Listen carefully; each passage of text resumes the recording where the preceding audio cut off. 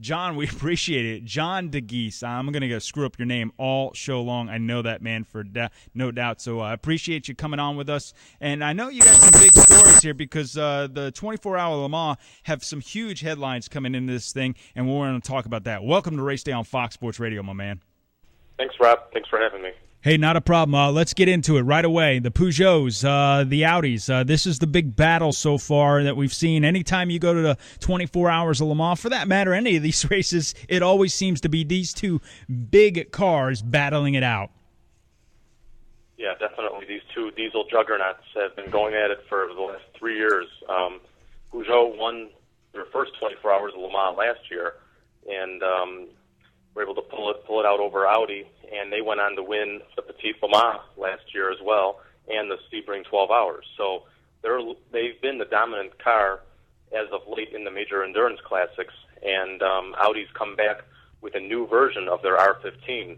They debuted the R15 last year at Sebring. They won in their debut there, but since then they haven't won any major endurance race with that car. So at the beginning of this year, they rolled out with the R15 Plus. It was a couple of modifications made to the car to make it a little more conform to the regulations. There were some issues late last year about that, but they've come back strong. But it's been kind of surprising here this week at Le Mans to see them somewhat off the pace, and I'm not sure if it's just indication of what's going to happen in the race or not. But it might be towards Peugeot's favor, that's for sure, come race day. Talk to the fans about if they don't understand what the sports car world is about and the racing in general with the 24 hours, because this is something that's really neat because it's an endurance race. I mean, you got to last the full 24 hours here. You can't have mechanical problems. You can't have problems on pit lane. You got to run a good race here, but there is plenty of time. If something does happen, you can make it up. Exactly. In recent years, a lot of these teams have taken the 24-hour races and haven't really run them as endurance races. They've run them as 24-hour sprint races. The competition has gotten so intense over the last few years, particularly in LMP1 with Audi and Peugeot, and then the GT category with a bunch of different manufacturers. A lot of these teams have been pushing 10/10ths throughout the 24 hours. But you're right, Rob, that there is a lot of time to make up lost ground, and we've seen a lot of remarkable comebacks in some of these races over the years.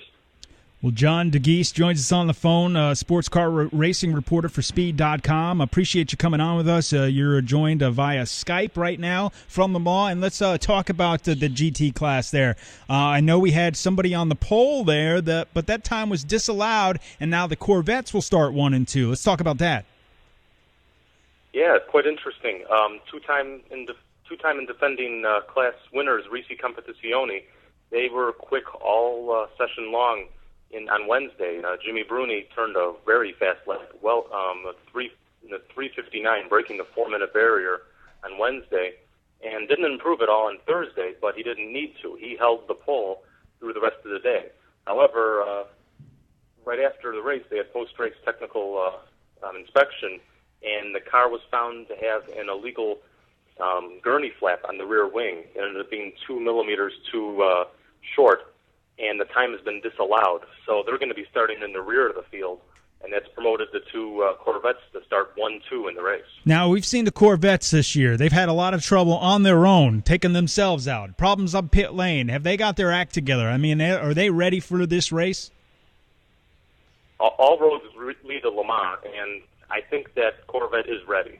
They've been preparing all season long. They've run their Corvettes all, opening the American Le Mans Series races in Le Mans trim. They've been preparing for this race, and some say they might have actually been holding back a little in those early season races, so they didn't get a performance balance adjustment. The ACO and the American Le Mans Series, sometimes it gives a little adjustments to cars if they're outside the performance regulations, like if they found they have a little advantage over other cars. For example, the BMWs this weekend had a smaller restrictor, which has given them 10 to 15 less horsepower than seen earlier this season in the ALMS and then in the European Le Mans Series. A lot of people have been saying that Corvettes may have been holding back a little bit in the early season races, or maybe just been focusing so much on preparation for Le Mans.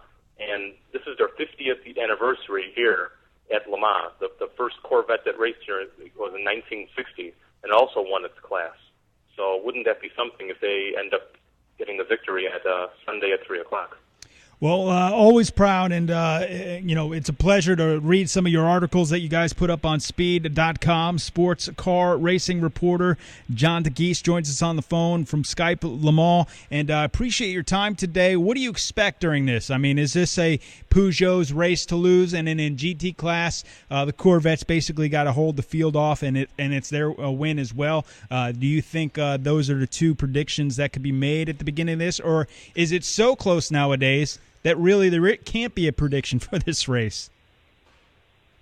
I think Peugeot has a little edge right now, but you can't count Audi out. There's three factory cars from each team, and it's going to be a flat-out race in LMP1. That's for sure.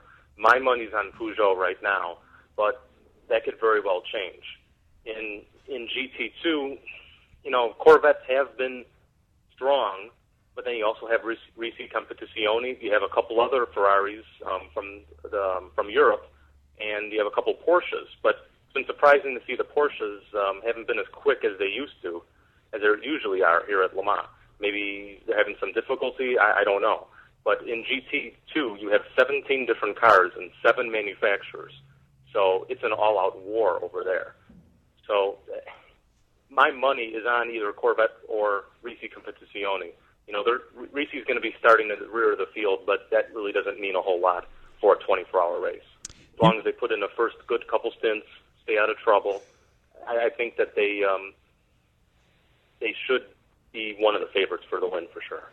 Our guest on the line, John Dagys. John, appreciate you joining us. And first of all, I didn't screw up your name the whole interview, so that's a good thing. And where can we get more information on you? I know you do Facebook, Twitter. You're on Speed.com. Talk about that. How can we find you? Yeah, you can check me out on Twitter at twitter.com/John Dagys. That's JOHNDAGYS. And I'm also on Facebook. You can check me out there. And all my articles are on Speed.com. Appreciate it, John. A pleasure, man. Thanks for taking time out. And we can't wait. We're excited about 24 hours of Le Mans. Definitely looking forward to it myself.